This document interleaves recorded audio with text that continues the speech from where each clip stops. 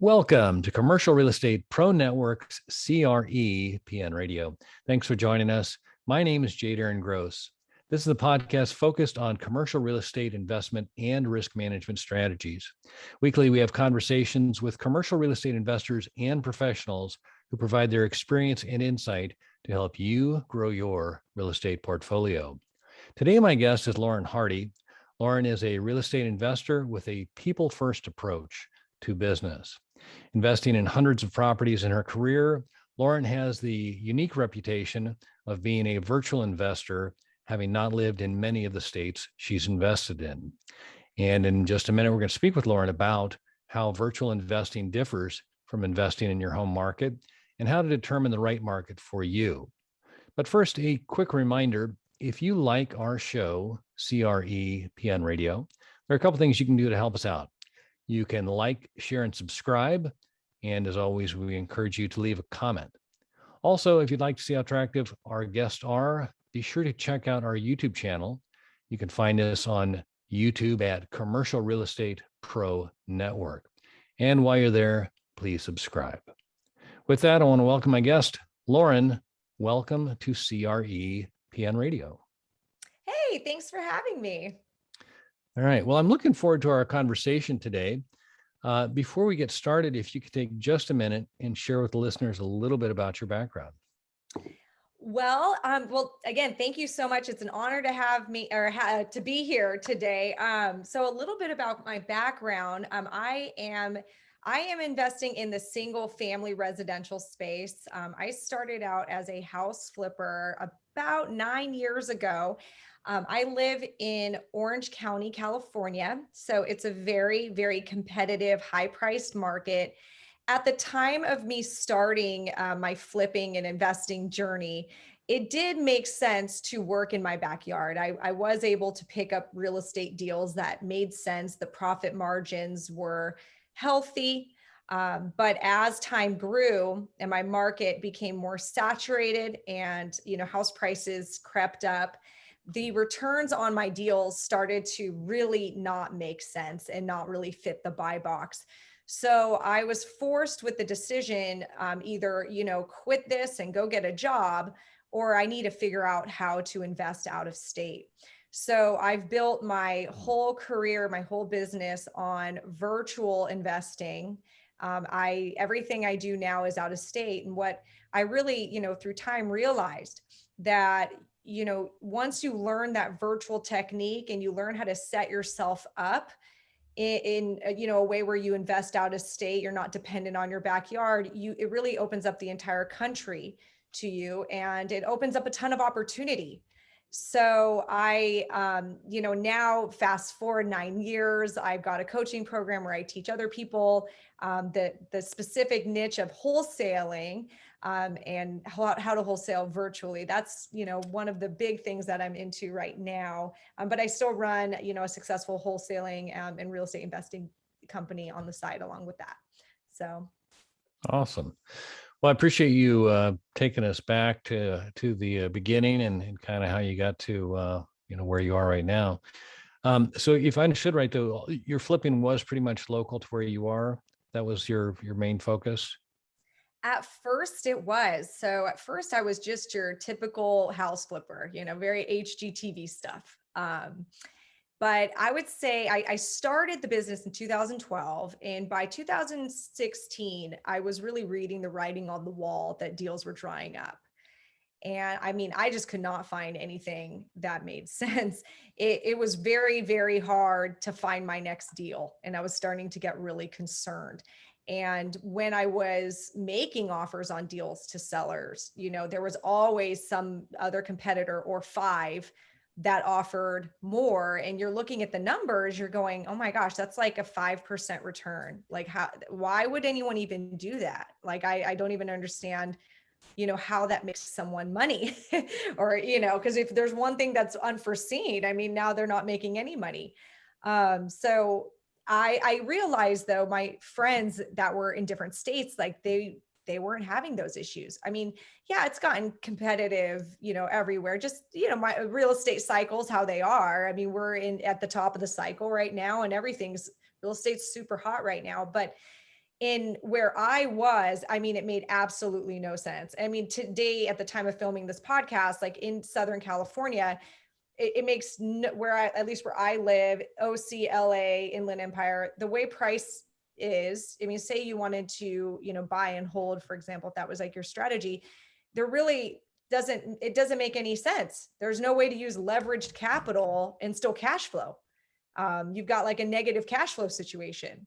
So it's, I know that primarily it sounds like, the audience might be interested more in commercial, probably multifamily, but the same rule applies, that, you're in an area where your backyard just doesn't make sense. Well, what do you do? And for a lot of people, it is out of state, and they have to figure out how to make that out of state model work. Right. So let's talk a little bit about the out of state model and how you arrived and where you're investing and how you kind of determined which markets to invest and kind of get your your projects going, I guess, or finding properties to. And let me also be clear: are you still flipping? Or are you buying and holding, or what's your current model? Current model would be fix and flip and wholesaling. Yeah. Okay. Yeah. Okay. So for the properties, and actually even back up one more step, you mentioned kind of the 5% margin that some of the people you were competing against were willing to accept. What was kind of a target return you were looking for when you were actively flipping in your neighborhood? Well, when it used to be 15%, and then it was like, okay, 12, okay, 10, okay, now we're not making money. Right. Right. Yeah. So at one point it was a 15%, cash on cash return was the goal for house flippers. And then in California, literally my competition was just looking for, if it was above 5%, they would take that deal. And I Yeah. go, oh my Pretty gosh. skinny if you make one goof, or you don't count, or account for something, or if you have to carry something a little longer, or yeah, that's Mhm. pretty skinny. It was very skinny. So let's talk then. You make the mindset, or you make the decision to look elsewhere. What were some of the criteria, or what were you looking for, and where did you end up? Well, that criteria really, there's an evolution to that. So when I first got started, in this virtual, concept, I didn't know anybody that was virtual. So I really didn't have a blueprint at all. So it was all gut feelings and taking a map and throwing a dart on it and seeing where it land. That was basically how I did it. So my first territory just happened to be Nashville. And it was because Nashville sounded like a cool place to visit. So that was all that I put in. Through time, I have absolutely come up with better ways to pick a market. And again, it's actually, very applicable to the commercial real estate space. So I'd love to get into that. Because it's very helpful. I used to use, I say there's two approaches. There's gut feelings, and then there's statistical data. And I do think there's a place for both. If you are just using statistical data, you are going to miss something. But if you're just using gut feelings, well, you know what our gut does to us sometimes, right? So I used to just use gut feelings, and that was very amateur of me. But over time, I learned a few things and read some books and listened to some podcasts. So the things that I like to look for right now I want to look for, let's talk first statistical data, stuff that you can actually look up and look up hard numbers. I like to look up the population growth. So if you take the last, say, 5 years, and you take let's start with a metro first. So start with a metro statistical area, an MSA for short. I want to look at the last 5 years of population growth. And you look at it year over year, and then you look at total 5 years. So if you look at the total, has the population grown? And you might see maybe a 1%, population growth, and you see a tiny percent each of those 5 years, right? That it's growing up, up, and up. It's also important to look at the last 2 years to see what's happened the last 2 years, because there could be something new that has happened as of lately, that's maybe making the population trend way up, or or backwards. Maybe you're getting a negative. So and a perfect example is Orange County, California. So we had negative population growth the last, like in 2019, 2018, somewhere around there. I don't have my spreadsheet in front of me. So you want to see, what is the most recent trend. Just because your 5-year trend is positive does not necessarily mean, though, you're totally in the positive. You could be trending, negative. So population growth is really important because you want to see, are people moving to this metro area, and then you can dial it down into the city of interest. So if you have a deal in a particular city, then you can dial it down to there. But I like to focus on metros, because if you just focus on cities, you're not gonna have enough deals to underwrite. Another thing that's really important is just looking at unemployment rate. So of course, if you take the last year, you're going to have a very interesting unemployment rate everywhere you go. So I've actually dialed that back down to 8 years, because if you just do 5 years, COVID really messes stuff up. And so I like to kind of get a broader picture of what the unemployment rate has been in the last 8 years and where it's trending. And, if you see that the unemployment rate is trending upwards, that's a not a great thing. That is showing that, there, for some reason, there's not a lot of employment opportunities in that area. And why is that, right? So ideally, I'd like to pick an area where the unemployment rate is trending upwards. Now, there are some areas, if you want to talk about. You say unemployment or the employment? Unemployment. So I want it. So I want it downwards. Sorry. Okay. This is one where you get a little dyslexic when you say it. Right. So we want a low unemployment rate. So I want unemployment rate to trend downwards.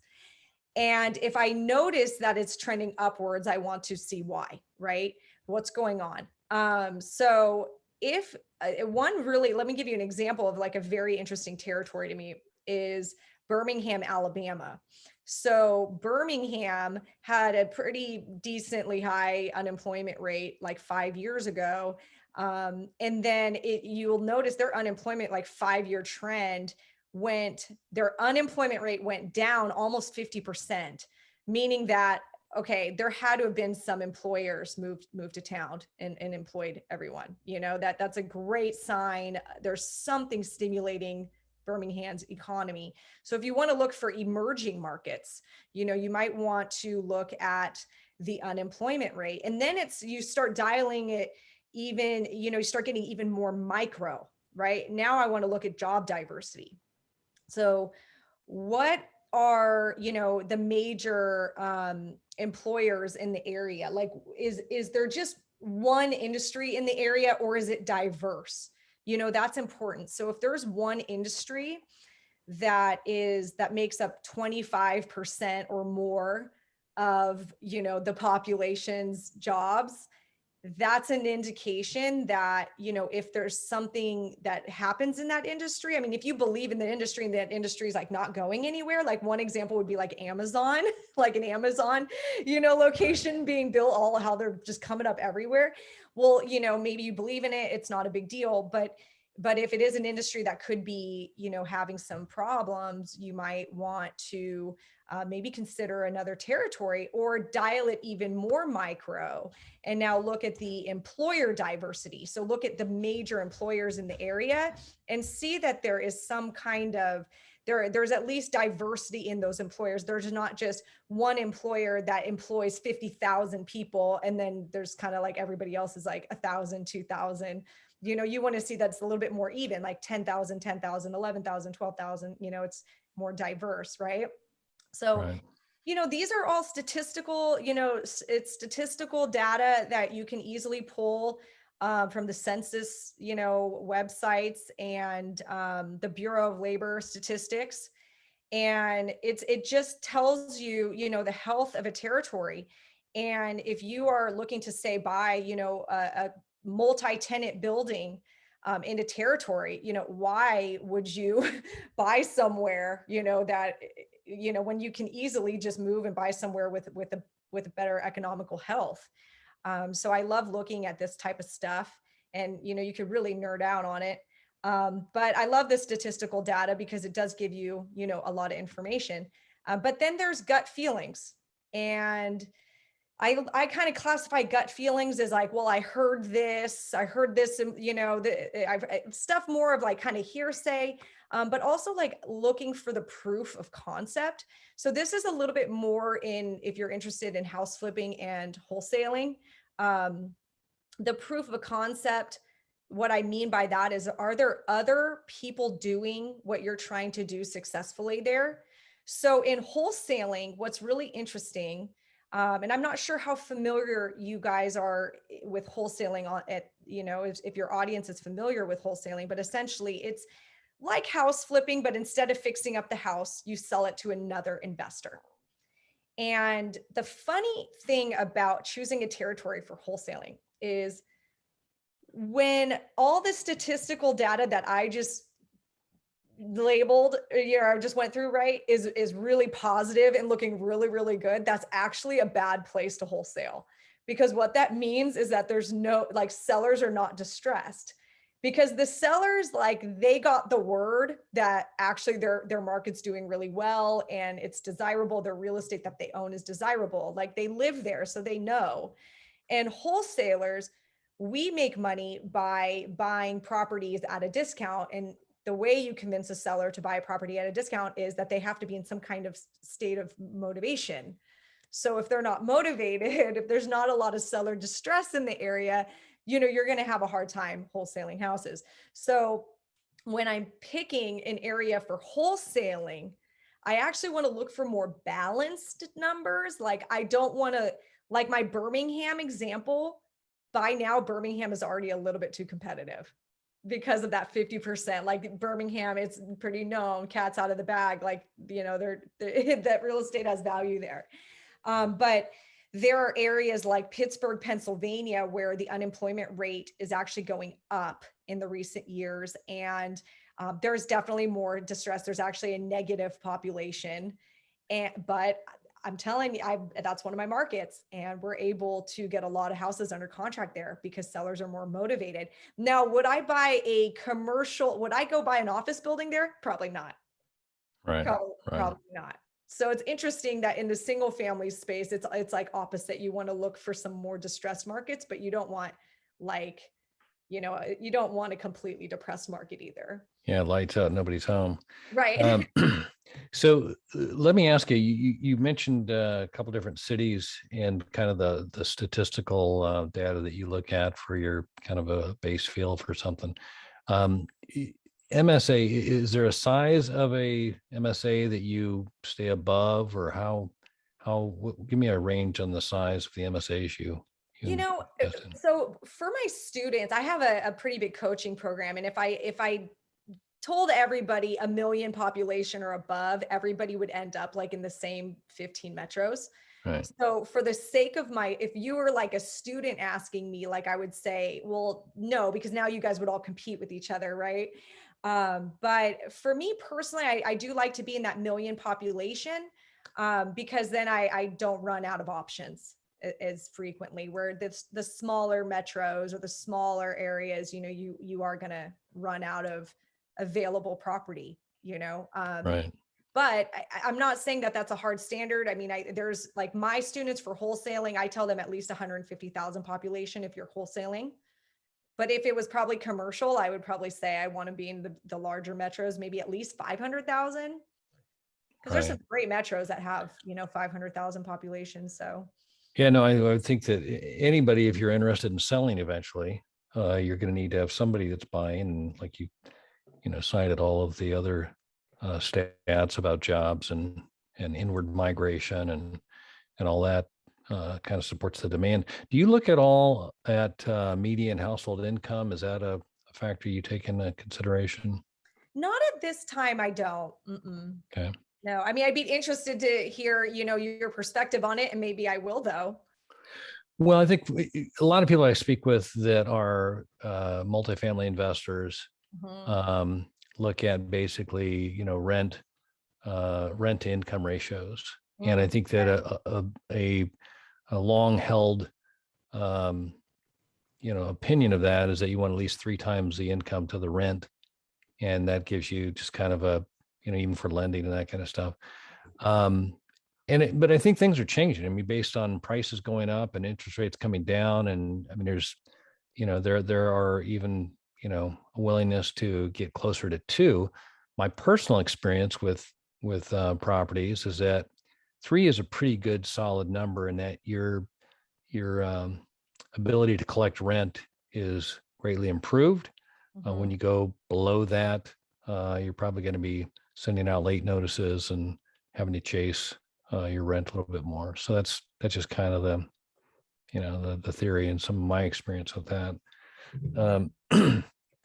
Wanted to ask you on the when you basically, if you're sitting at your computer and a city pops in your head and you plug it in, whether it be Birmingham, Alabama, or Pittsburgh, Pennsylvania, and you go to the census and you pull up your data, and that it's one thing to have kind of a virtual picture of it.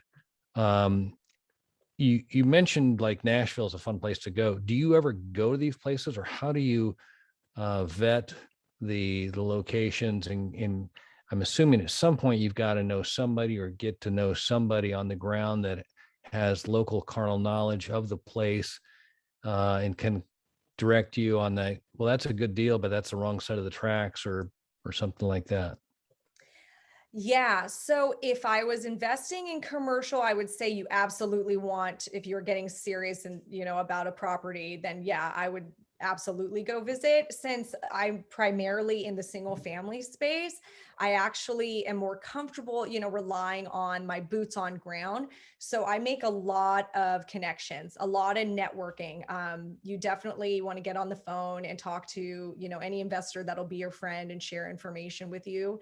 So I do a lot of that. I do all of my business personally, virtually, but again, I'm doing wholesaling. I'm doing, house flips.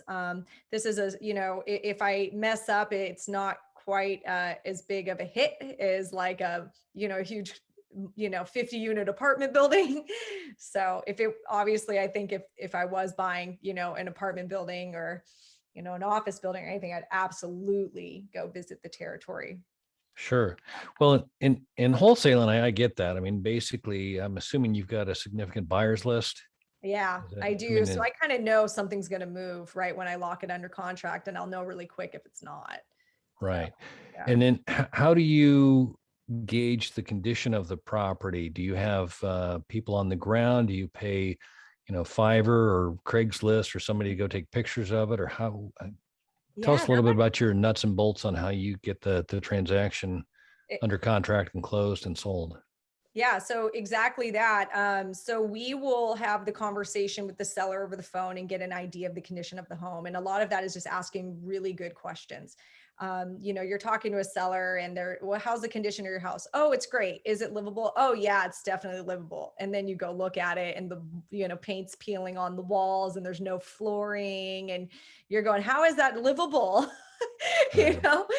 Um, and so we learned, you got to ask some more detailed questions. When is the last time you remodeled your kitchen cabinets?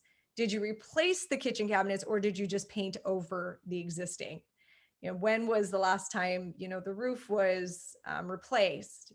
Tell me about the flooring. When, get real micro in the details. And then you'll start being able to picture this house in your head. And then we look for comps that are similar to those houses that we've pictured in our head. And we do account for conditions. So if it's maybe we can't find any comps that look like this house that we've kind of pictured, but we, might say, okay, well, this house to get there would probably take $30,000. So we'll subtract.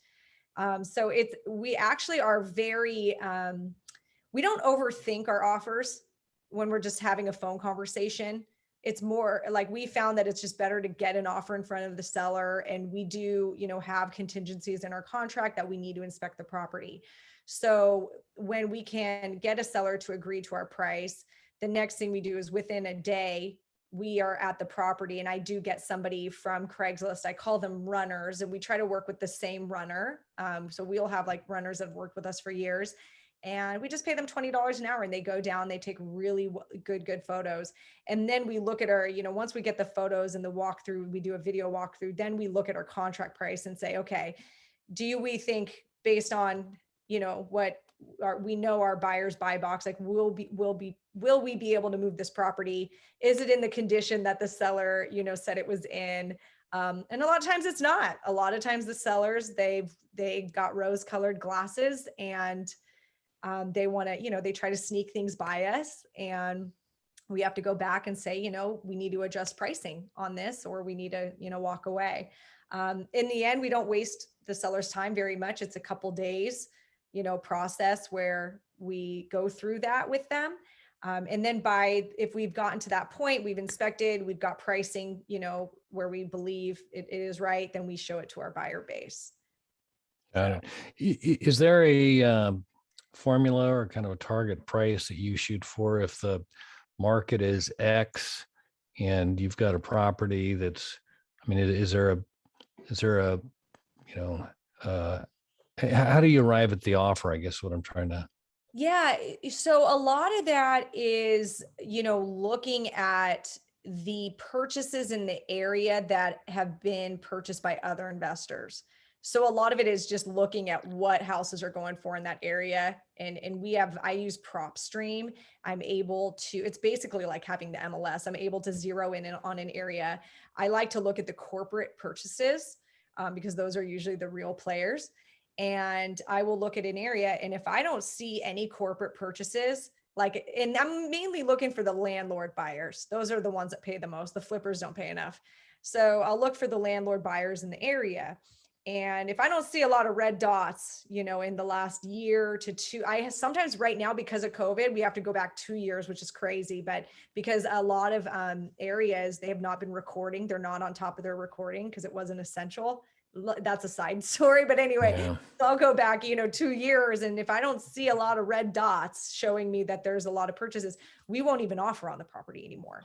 If we're in a really, rural area of 30 miles outside of Pittsburgh or something, and there's no investor purchases, well, we know it's just not going to work for us. It's not going to fit any of our buyers buy box. So it's not going to fit ours.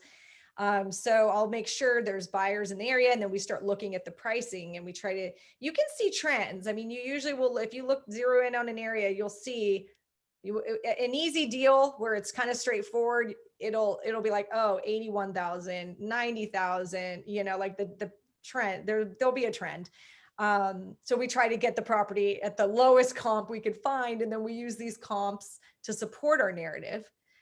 So we do a lot of that. And it takes like 60 seconds to come up with an offer price. A lot of novice wholesalers, they'll take like 35 minutes to come up with an offer price and just overanalyze it and use this ARV times this minus that.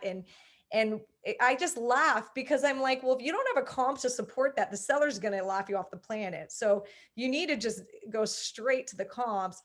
Look at all the sales and just start there. At least you can then support your narrative, and that an end buyer will pay that. So yeah, that's how we do it. Got it. I want to ask you, so the people that are critical to your operation in the market you're in, you mentioned the runner. Is that pretty much the person you need, or is there anybody else that you have in your quiver of people to help you get the deal done?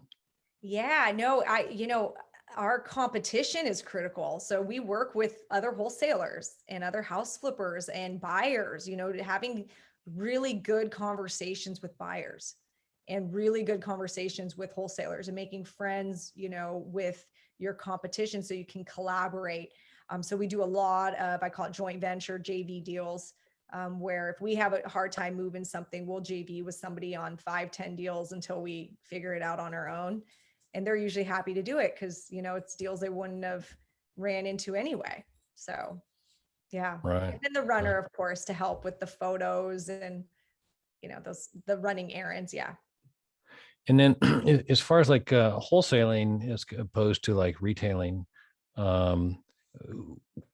I know like in retailing, there's just basically you've got a whole laundry list of whether it be, brokers and inspectors and appraisers and lenders and all that kind of stuff. When you get into the wholesaling thing, basically you've got your runner to kind of go out there and give you an assessment. You've done your kind of your homework based on assessing the market, trying to understand the price and what people will pay. Is it pretty much the seller sells to you, you sell to somebody else, and you collect your fee and you're on to the next one? Is that, I mean, is it pretty Yeah, simple like that? it really is. Yeah, and we do everything off market, so we don't need a realtor. Yep. We just need a good title escrow company to, process the transaction. And what's the average turn time from you're having a conversation on a Wednesday with potential seller, you able to assess the price, make an offer, we agree. Close that, Oh, yep, go through the process. Yeah, about 90 days. okay. So, Hmm. okay. And so I'm assuming that in that time you get your inspection, or not your inspection, but your runner to go out there and do that. If there's work that needs to be done, you can get a contractor's bid on what it would cost to do, or do you have a pretty good feel for what it might take to do the renovations, or if your buyers would even be willing to take on such a task? Yeah. So, well, I say 90 days, and that's because sellers don't usually say yes on the first call or even the, second call. So there's usually a month of back and forth with the seller. Okay. There's a month of, let me talk to my husband, let me talk to my kids, let me think about it. So on average, it's 90 days. Sometimes we get sellers that sign that week. Sometimes it's 6 months. So, and then the average escrow kind of depend. Now this depends on the area, but 30 to 45 day escrows. So, the, so that, kind of, I just wanted to clarify, that when you're wholesaling, you don't typically get your own contractor in there. There's a couple reasons actually why I would say it's actually smarter to not do that. You don't want to put yourself in a position where now you have to disclose a bunch of stuff. And I don't, that sounds bad, but it's also kind of making you liable, that if like, now I'm liable for like if a buyer can come back to me and say, well, you didn't disclose that there was this foundation issue. Well, my contractor didn't disclose it to me. And now I'm like in this position of like, it looks like I should have known it and didn't disclose it. So we all we say is that, end buyer has to do their own inspection. We know nothing about this property other than what the seller has told us and disclosed. And so we will say anything that the seller's disclosed to us, we're careful about that. And then we say, bring your contractor in, bring your inspector in. As is, right? As Yeah, is. there you Yeah. go. There you Mm-hmm. go. Yeah. And as far as funding on these, do you, when you close on a property, is it pretty much are you using the buyer's money, or is there, I mean, the wholesaling thing, if I understand right, the ideal is like a double close, Mm-hmm. where you're basically just collecting a fee after the transaction closes, as opposed to having to come up with capital and buy something and then sell it to somebody else. Is Absolutely. that Yeah, that's the ideal scenario, is absolutely avoiding any kind of transactional funding, and instead we are double closing. We now that there's if you want me to get really into the weeds, I don't like double closing per se. Double closing is when the escrow company is running two escrows concurrently. Instead, I do it via assignment. So the escrow, it's one escrow. It's two sides of paperwork. So it's actually, a lot of people don't realize that you don't have to double close. I think I double close like a couple times a year. It's very rare that I have to double close. So instead, I work with escrow companies that are experienced in assignments. gotcha? And then basically on the offer, you and or your assigns kind of is who's going to buy the property Mhm. thing, and then allows you to assign your interest Yes. to your buyer. So Yeah. let me ask you on you got 90 days ish of engagement with the seller. You've got time to market it to a buyer. What what's a target, profit are you looking for on something like, these kinds of deals? That really depends on the area. So, what I've noticed as an industry trend is that your typical wholesale fee will be about 10% of what the end buyer paid for it. So that end price you sold it for. So if you're working, in that $100,000, space, then $10,000 would be, a typical assignment fee. So it's very different. If you're working a very low end area, some people would say $5,000. If you're working a higher end area, I mean, some of my fees have been crazy. I mean, we've had a couple $60,000 fees this year. So sometimes we get really like wild ones, but then sometimes you get, the $5,000 ones, so on average, so I like to just talk in average numbers, I've noticed they're about 10% of the sale price. Got it. And I'm assuming this is a numbers game, from a standpoint of not everybody that picks up the phone. And we haven't even talked about how you get your leads. We've talked about how you get your market. How do you get your leads? Everything I do is very direct to seller marketing. So we do more inbound and outbound, marketing to get these leads. Yeah. So I'm not email, direct mail. What are you, outbound phone calls? What are you? All that stuff works. So I've personally done it. I think it all, honestly, I've done it all the things. What I'm doing, I usually like to juggle 2 marketing campaigns at a time. If you start doing too many campaigns, I'm not that big of a company. You start it's like squirrel and shiny object syndrome. Yeah. You can't do any one really well. So I like to do what's, giving me my best ROI at the time.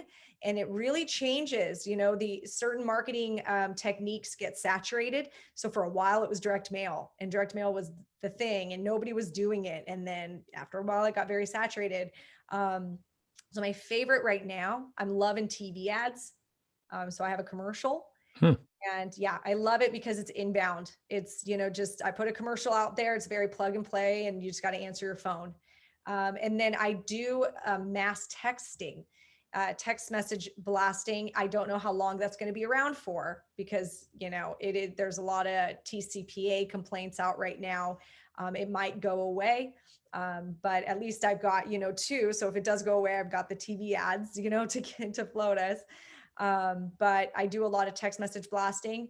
I did do cold calling for a bit, and after a while, our ROI was really low on it because it just got saturated, and the carriers got very good at blocking those calls. So, I dumped that campaign actually as of recently. But yeah, I think direct mail actually is coming back, which is interesting because it went away for a while, and I think it's coming back because, people stopped doing it because they started cold calling and, Right. So it's interesting how that works, but yeah. Shift with the seasons there. Mhm. So let me ask you another question. Buyers list. How big of a buyers list would you encourage people to have if they were, going to get started in wholesaling? I mean, the bigger the better, right? I mean, Right. the biggest you can get, go for it. But I think a really healthy number would be like 1,000 buyers on your list. Mm-hmm. And I guess in that, kind of identify their buy box, kind of what they're looking for, kind of thing as you go, or does that change, or how granular do you get with your You know, buyers? sometimes it's just adding them to our list and we never even make contact. And then, I do recommend though having that dialogue with them because it helps you understand, what type of properties that you need to market for and you need to avoid locking up. So like in examples, like there's an area in Pittsburgh, like nobody likes to buy in McKeesport. If they do, it's got to meet kind of this certain price point and then, whatever. So it's like good to know ahead of time rather than locking up deals in McKeesport and not being able to sell them. So it is good for you. It's a very good practice to get on the phone with those buyers if you can. Got it. Hey, Lauren, if we could, I'd like to shift gears here for a second. As I mentioned to you before we get started, by day, I'm an insurance broker, and I work with my clients to assess risk and determine what to do with the risk. And there's 3 strategies we typically look at. We look to see if first we can avoid the risk. If we can't avoid it, then we look to see if there's a way to minimize the risk. And when neither avoid nor minimize are options, then we look to see if we can transfer the risk. And that's what an insurance policy is. So I like to ask my guests if they can look at their own situation. Could be your clients, investors, tenants, the market, interest rates, COVID, however you want to frame the question, to identify what you consider to be the biggest risk. And again, for clarification, while I'm an insurance broker, I'm not necessarily looking for an insurance related answer. But if you're willing, I'd like to ask you, Lauren Hardy, what is the biggest risk? For wholesaling houses specifically, the biggest risk, I would say, I've seen a lot of people do this, would be spending too much money on marketing and not making any money. I mean, just too much money in overhead expenses, not enough profit, not enough revenue. I see that a lot. There's a lot of people that will listen to a podcast like this and get real excited, and then they'll start a TV ad and spend, $5,000 a month on a TV ad, but they've never closed a deal before, and they don't know how to put a deal together. They don't know how to comp the house out. They don't know how to talk to a seller. They have absolutely, just don't know what they're doing. And the next thing you know is they go broke. So I think it's the overhead expenses. When you're just starting out, people spend a lot of money trying to get into wholesaling houses. They send out direct mail campaigns. A big one was direct mail campaigns. Less people are going straight for TV, but direct mail campaigns, they'll hear on YouTube University to send out, 5,000 postcards a month. And some of these people, they don't have that kind of money to play around with, but they'll do that, and they'll do it for 6 months straight. And they'll not realize, that this isn't going anywhere. And you're not just going to get that one deal that got you $100,000 at the end of 6 months, but they keep going thinking that that deal's going to come. And then they just end up, broke. So I think that's the biggest risk right there. No, if the output is greater than the input, you got a problem there. So definitely something, words of wisdom there. So I appreciate that. Hey, Lauren, where can the listeners go if they would like to learn more or connect with you? Well, I'm very active on Instagram. You can find me at This Mom Flips. That's my handle. And then I've got a YouTube channel that I post. We drop a video every day. And that, if you just search Lauren Hardy, you can find me there. I also have, I do have a coaching program where I do coach virtual wholesaling at virtualinvestingmastery.com if you guys are interested in coaching. Awesome. Well, hey, Lauren, I can't say thanks enough for taking the time to talk today. I've enjoyed it, learned a lot, and look forward to doing it again soon. Awesome. Thank you so much for having me. All right. For our listeners, if you like this episode, don't forget to like, share, and subscribe. Remember, the more you know, the more you grow. That's all we've got this week. Until next time, thanks for listening to Commercial Real Estate Pro Network's CRE PN Radio.